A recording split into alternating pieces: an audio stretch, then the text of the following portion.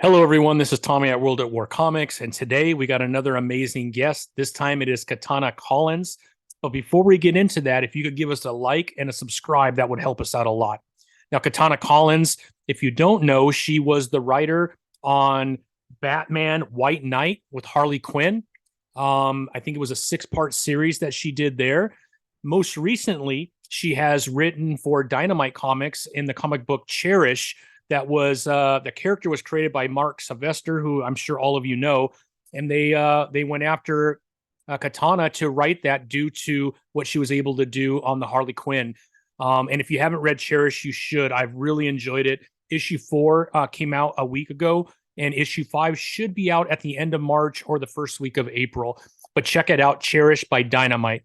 But if you don't know, she's also an award-winning author. She does novels. She has written over 35 novels, and she is actually a USA Today bestseller. So check her out. You could go to katanacollins.com. That is KatanaCollins.com. Check her out. Please enjoy. We had a lot of fun. Well, hello, Katana. How are you? Welcome to the show. Thank you for being with me. Hey, thanks for having me. It's good to be here. Yeah, well, I came across Cherish and I really got into it. She's kind of a badass. And as I Oh, was reading good. it, yeah, Yeah. as I was reading it, I saw your name and I reached out, and I'm glad I did because I did not realize this, but you also had a pretty cool run on with DC with I think it's White Knight, Harley Quinn, which is pretty awesome. So I thought maybe what we Yeah, could do is that's start so from the beginning. funny. Yeah, maybe we could start from the beginning. How did you Sure. Like start I would working have for just, DC? oh, just classic nepotism. Um, a lot of people I'm sure already know that my husband is Sean Gordon Murphy. Oh, okay. I did And not know that. oh, you didn't? Oh my gosh, No, you're really new to me. I very much am. Yes. Yeah, it's also really fascinating that you came across Cherish first. I feel like most people, it's the opposite. They Yeah. they Yeah. found me through Harley.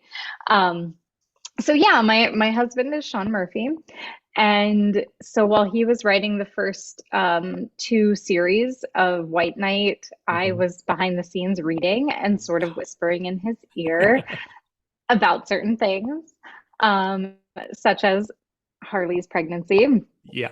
and the fact that I was really pushing for her to have twins.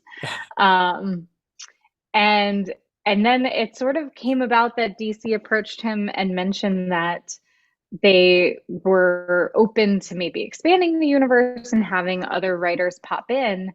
And without any coaxing from me, I swear, Sean basically said, like, my wife is a writer and she knows the world and the characters probably better than anybody. Yeah. Um, how about giving her a chance?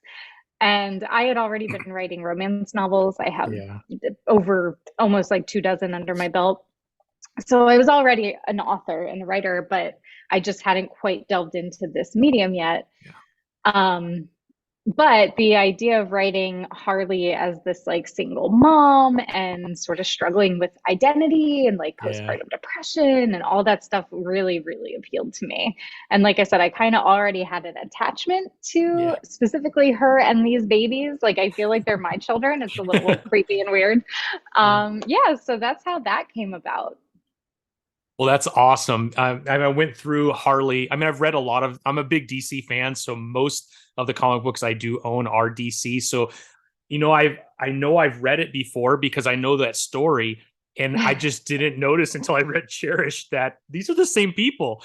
And I think before we get too much in the comic books, I think people need to know that you are a USA Today award-winning author. So it's not like you just popped in or someone hooked you up with DC. I was looking and I counted 35 different novels that you've written. Yeah, Is that right? that's I've literally lost count. So you are probably more up to date than I am. Yeah. Yeah, so yeah, that's probably correct. It's a Yeah. lot. Yeah. It's a lot. It's a lot. I mean, I went to your website and you have all the different books all laid out, and I was like, holy crap, she's done a lot. So it wasn't like you just came out of Yeah. nowhere and wrote Harley Quinn. You've been writing for a long time. When did that passion for writing start, Katana? Um, I mean, I would say really early in my life, I always loved writing. Yeah. Um, like I remember when I was like 5, I created this family newspaper called the Katana Crier. I don't know. I made my like siblings and parents pay 10 cents a copy, which they actually did That's awesome. like for that piece of crap. And I would just like report on the family happenings of the week. And I did that like literally every week for probably 2 years. It was intense. Like I Yeah. said, I can't believe that my family actually paid me for that. But I think in some ways the fact that I was like sticking to it at age 5, my dad was Yeah. like, well, all right. Yeah. So yeah, long story short is I've always kind of been a writer. Yeah. And like in high school, it was always the subject that I most connected with. But I got to college and I was a photo major. And it was my senior year and I just needed like a final elective. I didn't realize that I was missing one elective to graduate. And I took a nonfiction writing class. And it was the last semester of my last year of undergrad. And the professor basically looked at me after I turned in the first assignment and she was like, why are you not a writing major? You're really good at this. And I said to her, I was like, it didn't even occur to me that that was a job. Like, it's always been so fun for me that I Yeah. considered it a hobby or like, it just literally, I was like, I don't know why I thought photography would be an easier job or easier to break into. Like, they're both in the arts, they're both very challenging. But Yeah. yeah, it just like literally never crossed my mind that writing could be a job. Yeah. And yeah, and so she was really that professor was like my main supporter and the main reason that I explored it more even after graduation. And she came to my first book signing. She Oh came to like wow. my book opening party. It was really special. And yeah, That's awesome. It sounds like you got a lot of encouragement throughout your life. I mean, your yeah, parents paying 10 cents is really a way of encouraging you, right? And then, yeah. you get to college and you find this amazing other person who's has a passion for writing. That's pretty cool. Very cool. Yeah, So, it was very special. And like my parents have always been very supportive of everything I've done. They are yeah. the unsung heroes. I was also an actress when I was younger. I was like a Oh, wow. child actress. And Really? they were very supportive of that. And it's funny, when I was going to college, they had said, like, you can major in acting, but you have, like, our thing, if we're like helping you get there, is that you also have to choose a second minor or something that you Yeah. can like A backup fall plan, back right? on if the Yeah. whole theater, yeah, like Yeah. theater and acting, like not a stable career. Yeah. And then when I chose photography, they were like, that's She also didn't not get the stable. message. Like I think they were like, yeah, they were like, we were thinking like marketing or business, which frankly, looking back on, I do wish I had gotten a degree in either one of those, Yeah. but whatever. So where did this passion for Harley Quinn? I think I read somewhere that you were reading Harley Quinn at a very young age too. Yep, I've done a little bit of, it was more my older brother was really into comic books. So there was a bit of a trickle down there where if he finished reading something, he would pass it to me because our middle sister was like not into those things at all. So it was, if he wanted someone in the family to share it with, it was me. Yeah. And I was significantly younger than him. I was like 7 years younger than him. So it's like this, 14-year-old passing a comic book to a 7-year-old. Like most of the everything went over my head. I didn't Yeah. quite follow a lot of it. And even he gave me my first Calvin and Hobbes. My Oh, brother cool. introduced me to Calvin and Hobbes. Yeah. But I would say more so even than reading Harley Quinn was the animated series, Yeah. watching that cartoon. And Yeah. I had watched it a little bit as a kid, but it was Sean who introduced me to it again in college. And Mm. like we would watch it while eating cereal before class. And um, and he was obviously, it's been a huge influence in his career and his life. For And sure. so that was one, like that, and then my brother passing his comics to me are kind of the two big moments that I recall being really introduced to that world. Wow, that is so cool. Well, then Yeah. we come to Cherish. And I Yes. know I've understood, I'm a big Image Comics fan, and Mark Sylvester is like from the indie comic scene, right? He is up there with like the founding Yeah. fathers of really taking indie comics and exploding it. And so I know he had created that character, but really didn't do anything with it. And my understanding is after reading Harley Quinn, they thought you were the perfect writer for this Cherish character. So what kind of work did you Yeah. do to kind of understand how Cherish would operate within the character? Like what would be her strengths, her weaknesses, how she would behave almost within that comic book? What did you do to prepare for that, or did you just create it your own? You just made it your own?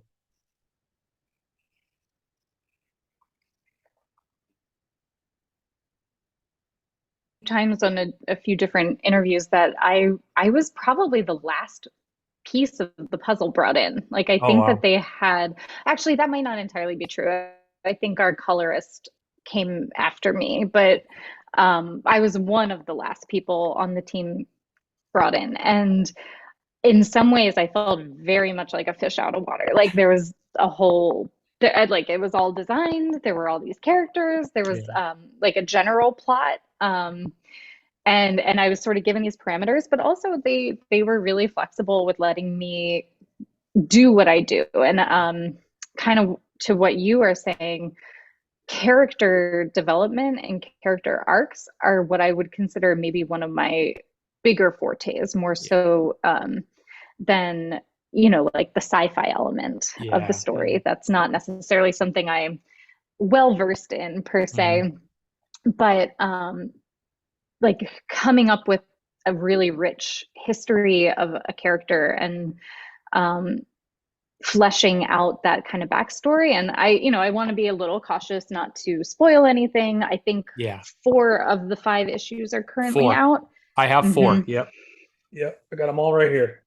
Yeah. And again, some people might not be reading it all at once. They might be For sure. waiting for everything to come out.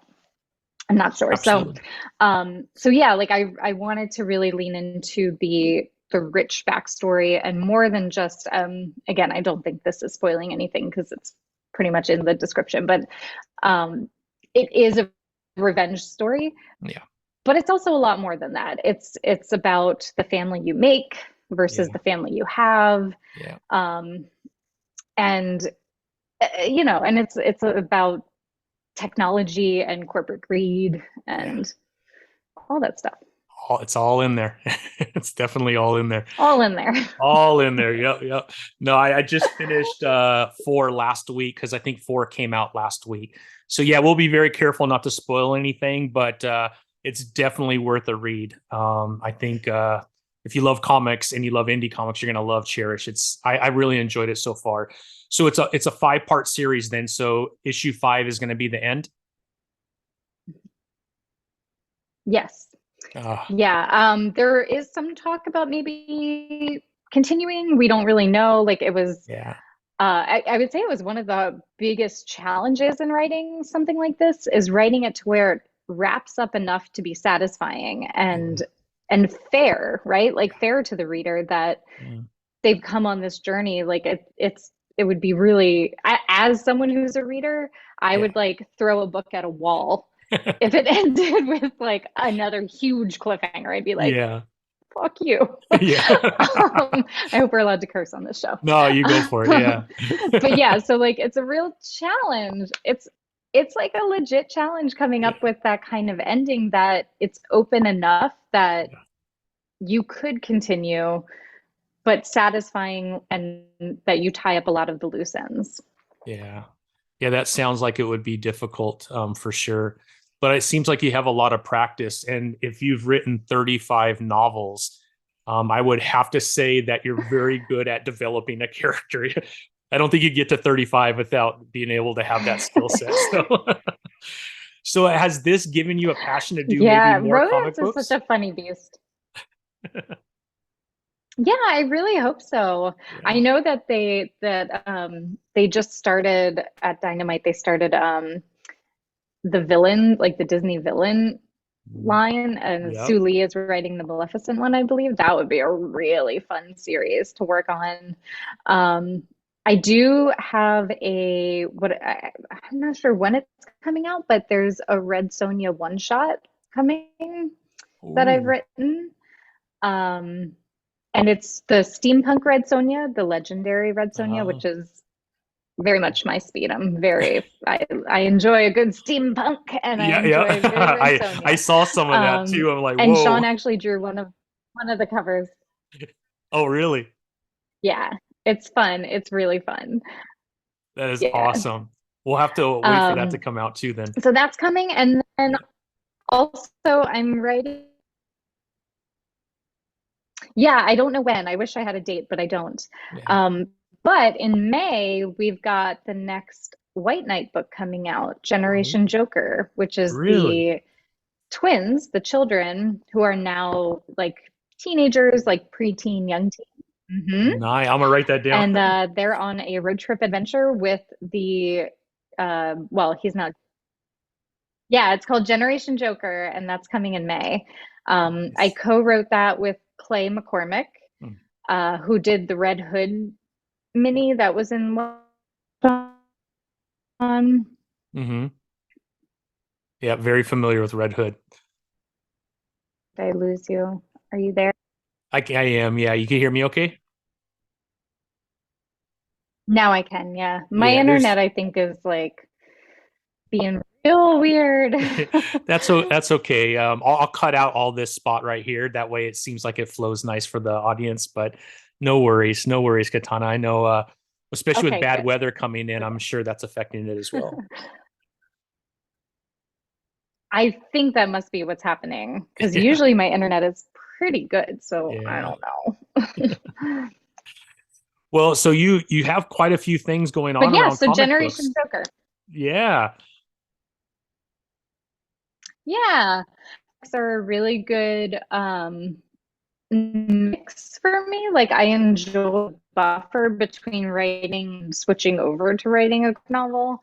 It almost like use different parts of my brain, and um like I can be just as productive with both. And um like usually if I'm writing one of my books, I max out after a few hours of writing it.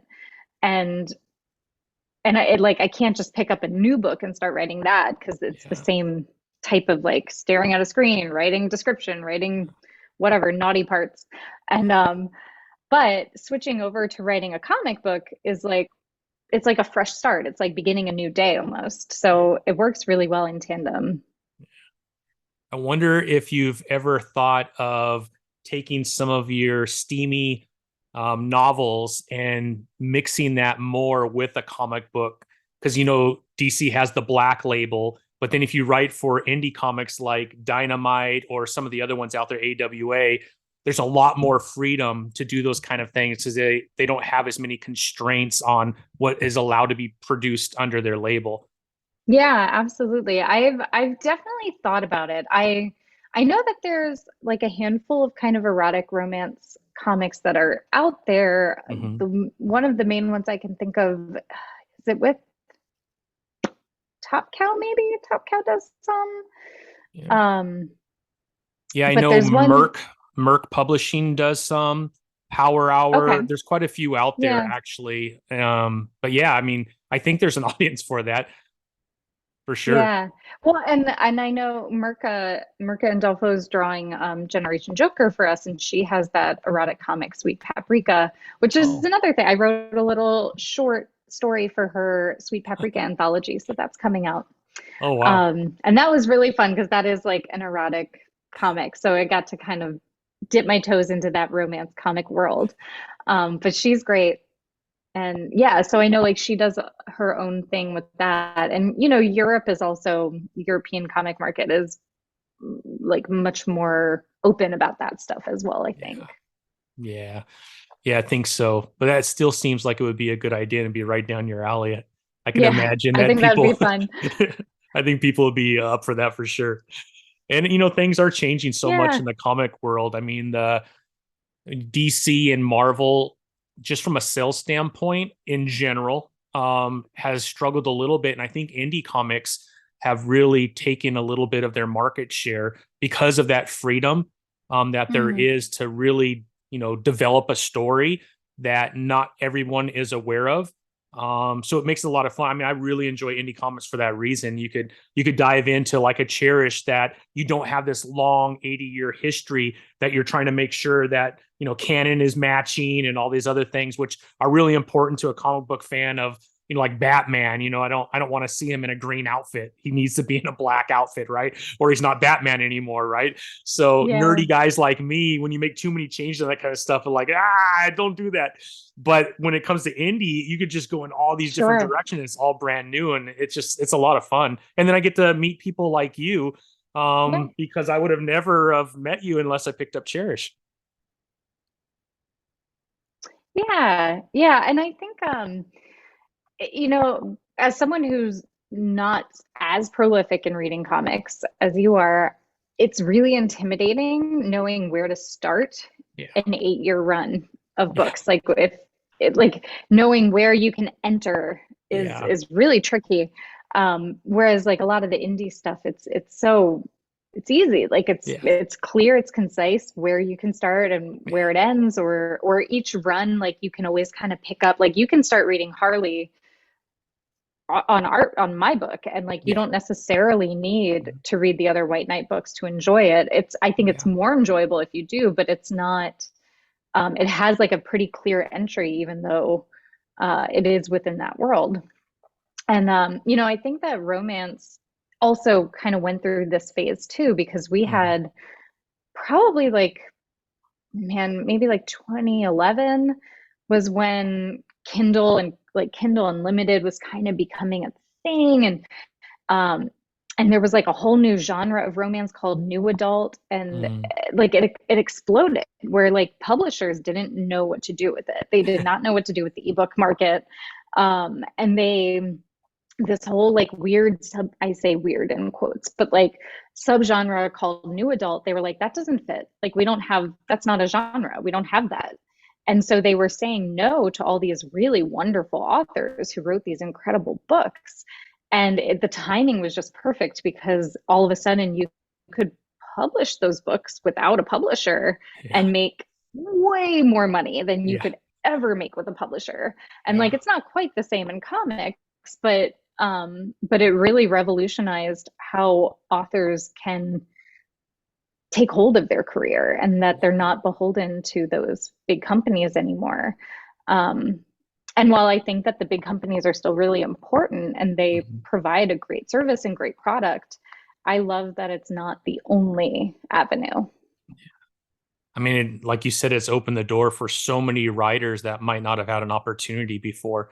And that's super exciting. And I think to a certain extent, it's even happening in the comic book world as well, right? I mean, 20 years ago, you had to write for DC, Marvel, or Image just to even be known. And even though Dark Horse was there and a few others, it was very difficult to get on their label because of the cost of producing Mm. comics. Now I produce my own comic and I go through my own publisher. It costs me $1.50 to print it if I want them printed, and it's a done deal. I could write my own comic book. So things are just so much easier now Yeah. than it was 20 years ago. And because of that, we're getting really cool stories that we might not have ever gotten. So I mean, Yeah. such a good point, Katana. Such a good point. Yeah. Yeah. Absolutely. So are you working on a novel right now as you're writing Cherish? Oh yeah. Of course. Of course. Always. Always. Yeah, I have a new romantic comedy that's coming out in May, Oh, which cool. I'm almost done writing, Yeah. but I write very long books, like Yeah. 100,000 word type romance Wow. novels, which that's a pretty long romance novel. So in theory, I should have been done like a couple of weeks ago, but I'm still working. So what causes that? You see something like as you get to the end that you think would just be perfect to add, and then you just continue to add on as you have those senses, or Yeah, it's more that like for me, like the lead up to, and again, this is very specific to romance as a Uh-huh. genre, but like the lead up to their romance is, I think, more important than the actual romance happening. Yeah, So yeah, like them getting together always takes longer in my books because I just drag it out. yeah, Like I like the tension. yeah. And but with the way I plot a book is that I already have plotted everything that needs to happen after they get together. And so even if I like budget that it's going to take 40,000 words for them to get together, it almost always takes 50 to 60,000. And then I'm like, well, okay, that's the extra 20,000 words. Like I just sort of, I guess to your point, yes, it happens earlier on in the book that I keep adding where I'm like, ooh, it would be really good if they don't get together yet because I could do this instead. Yeah, Like I can torture them by not getting them together. yeah. Yeah. Well, that's so cool. And then as far as, you mentioned e-readers earlier, do you happen to know what percent? Well, first of all, I assume all of your books are available for e-reading too, right? Yes, they are. Okay. So do you have an idea, like what percent of people want to read your book on their iPad compared to wanting to have a physical book in their hands? Do you know? A lot more read via ebook, I think. Really? Although that is kind of starting to change again. Yeah. There's been, yeah, like there's been sort of this, I would say it kind of came on with TikTok. Like TikTok Yeah. and Book Talk has created this new, and it's not new, right? It's actually old, but Yeah. like a reinvigorated love of Yeah. paperback books. Yeah. And and again, just sort of this like weird cyclical like romance imitating comics which imitate romance, but like in romance now we're getting variant covers. Yeah. We're having authors who are making paperback covers that are different than their ebook covers. So it's like Interesting. collector's edition. Oh, wow. Yeah, and like they're doing like exclusive covers for certain signings. And like again, I'm like, oh man, this is old news. Like they've been doing this in comics for ages, guys. But yeah, and that was very much a book talk thing. Like on Yeah. TikTok, people really wanted specific, like a very specific aesthetic of Yeah. their romance books. And it's very different than the aesthetic you see on like Kindle Unlimited and the ebook Yeah. covers. Like ebook romance tends to be what we call man chest, which is shirtless man. Oh. So a good old man chest cover. I did see a lot of that. That's Yes. what they like. Yeah, but the paperbacks, they want what we call discrete covers. So Oh, they want like an object or flowers or something that's not in like really indicative that it's a steamy romance. yeah. That's interesting. Very interesting. Yeah, I think the variants have gotten a little out of hand on the comic book side. We just had what was it? Action Yeah. Comics and 1050, and there was, I think, almost 30 variants of one issue, Oh my which gosh, that's a lot. that's just ridiculous. And as a fan of comics, it's more frustrating, to be honest. Like I like a one or two variants, but when you have 20 and you're trying to collect them because you Yeah. love Superman, it's not going to happen, right? Then it becomes a frustration. And Yeah, that's a lot. some of us nerds are completionists on the comics that we like too, so we have to have every single one. So it just like Oh drives my me gosh, crazy. that's tough. Yeah, Yeah, that is not easy. That's yeah, hard. Um, yeah, we don't have that in romance. Like there's like one or two yeah, covers and that's it. It's too damn expensive for us to print that many. yeah, It's also interesting. I was chatting with my niece. My niece is 15 and she loves paperback books. Like she does yeah. not buy any ebooks. She doesn't buy any, like I don't, she has an iPad, so she has the Kindle app. And I remember like sitting down with her at one of the holidays and just like really digging into why, because we thought when Kindle came, we were like, oh, like kids aren't even going to know paperback by the time they're in college. Is proving to be 100% false. Wow. And she basically said it's a couple of reasons. It's that she doesn't have a credit card. So if she is on Amazon, she can't just like order a book and download it to her Yeah. Kindle. Like she needs permission.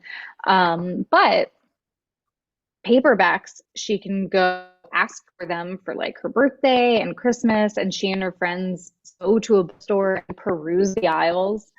Also said that she is so sick looking at screens. Like all of her homework, all of her assignments, everything she does is on a screen, including the 2 years or so classes were on a screen. Like she was just said when it comes time to read a book for fun, she just wants to hold a book. And I Yeah. thought that was like really, really interesting. And it went against everything we had assumed would happen when the Kindle came out.